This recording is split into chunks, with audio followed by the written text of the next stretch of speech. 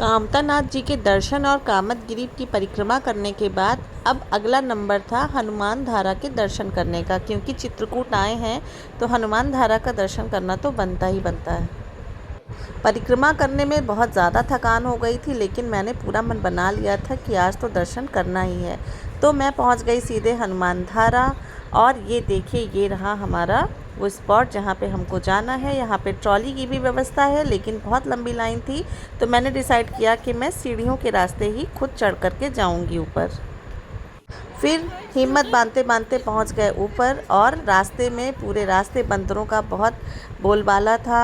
किसी के भी हाथ में प्रसाद हो, कोई सामान हो, तुरंत बंदर उसको छीन करके ले जा रहे थे।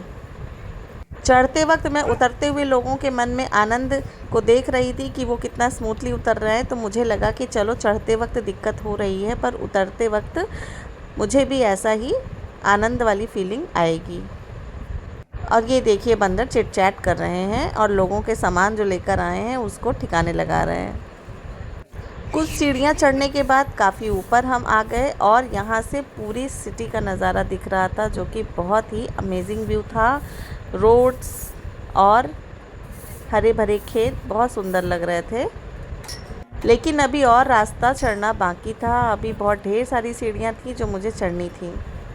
कुल 360 सीढ़ियाँ मुझे चढ़नी थी, और अब मैं मंजिल के काफ़ी करीब पहुँच गई थी। दोस्तों, हनुमान धारा के बारे में ऐसी मान्यता है कि लंका दहन के बाद हनुमान जी ने आग बुझाने के लिए यहीं पर स्नान किया था, और उनको राहत देने के लिए राम जी ने यहाँ पर एक जलधारा का निर्माण किया था।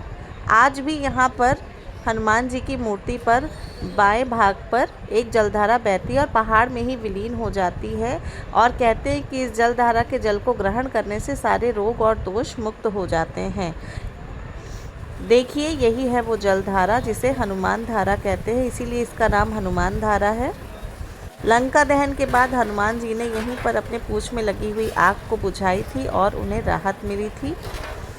डेली यहाँ पर हजारों सैकड़ों की संख्या में श्रद्धालु आते हैं, और इस जलधारा के जल को यहाँ पर जो भी व्यक्ति आता है उसको आचमन करता है और उससे अपने हाथ पैर धुलता है।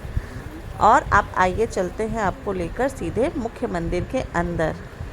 इस स्थान का विशेष महत्व है, और यहाँ पर लोगों की मान्यताएं, मन्नत जो भी है वो पूरी हो जाती है। ये देखिए, एक जलधारा निकल रही है ऊपर से, और वो हनुमान जी की प्रतिमा के बाएं भाग पर गिरती है और यहीं पर विलीन हो जाती है। दोस्तों, चित्रकूट वह स्थान है जहाँ पर राम जी ने अपने 14 वर्ष के वनवास में से कुल 11 वर्ष यहीं पर बिताए थे, और हनुमान जी सेवक की तरह उनके साथ साथ थे। अब समय था दर्शन करके वापस लौटने का, और यहाँ से पूरे चित्रकूट का नज़ारा बहुत ही सुरम्य और सुंदर दिख रहा था।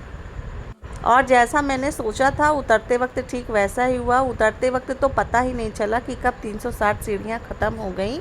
सच ही कहा है किसी ने कि मन के जीते जीत है, मन के हारे हार। मैंने थोड़ा सा हिम्मत दिखाई, और कामतानाथ की परिक्रमा करने के बाद भी मैंने हनुमान धारा के सीढ़ियों से चढ़कर दर्शन किए। आप सब भी वहाँ पर ज़रूर जाएं और अपने अनुभव मुझसे शेयर करें। हनुमान जी आप सभी को शक्ति दें, आप सभी को इतना बल दें कि आपने अपने जीवन में जो भी लक्ष्य सोचा हो उसको पूरा करने में पूरी ऊर्जा के साथ अपने कार्य को करें। ये वीडियो देखने के लिए आप सबका बहुत बहुत धन्यवाद।